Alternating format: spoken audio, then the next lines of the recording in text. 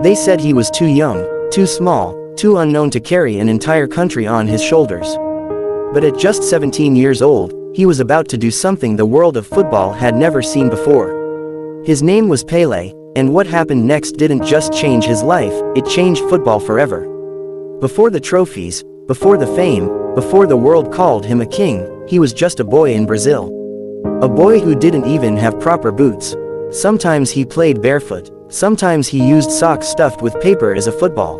Sometimes he couldn't even afford a real ball. But he always played. Rain or sun, poverty or pressure, it didn't matter. Because for him, football wasn't a dream. It was escape. His father once had a dream too, a football dream, but life crushed it early. So he told his son something simple: don't stop playing. And Pele didn't. But nobody knew that this boy would one day carry that dream further than anyone ever imagined. At first, he was invisible, just another kid in the streets of Brazil. But something was different. When he touched the ball, it didn't behave like normal. It followed him like it trusted him. Defenders noticed it first. A boy who shouldn't be fast was always faster. A boy who shouldn't be strong was always winning. A boy who shouldn't be ready was already scoring. And then the rumors started. There's a boy who can't be stopped. One day everything changed. A scout saw him play, just one match, and that was enough. Because what Pele did in that game didn't look real. He didn't just score goals, he controlled time. Every touch felt like he knew what would happen next before it happened. And by the end of that match, Brazil had found something dangerous, not a player, a phenomenon. He was called up to the national team at just 17 years old. 17. Most teenagers are still trying to understand life. Pele was being sent to the biggest stage on earth, the World Cup, a place where legends are born or destroyed. When he arrived, people didn't believe it.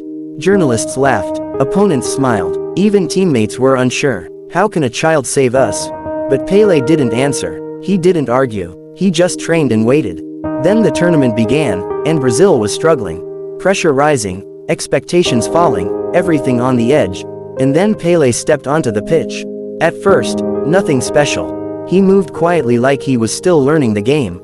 But then it started. A pass, a dribble, a run, and suddenly defenders were confused because the boy they underestimated was disappearing in front of their eyes. Then came the moment that changed everything. A World Cup match where Pele did the impossible. He scored, then he scored again, and again. But it wasn't just goals. It was how he did it.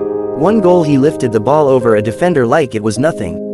Another he controlled it mid-air like gravity didn't apply to him. And by the end of the match, the world was silent. Because they realized something terrifying. This wasn't a young player having a good game. This was the beginning of something bigger.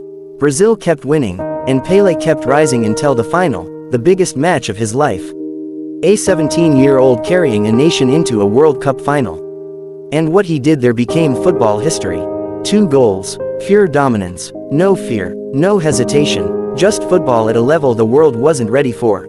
When the final whistle blew, Brazil were champions, and Pele was no longer just a boy.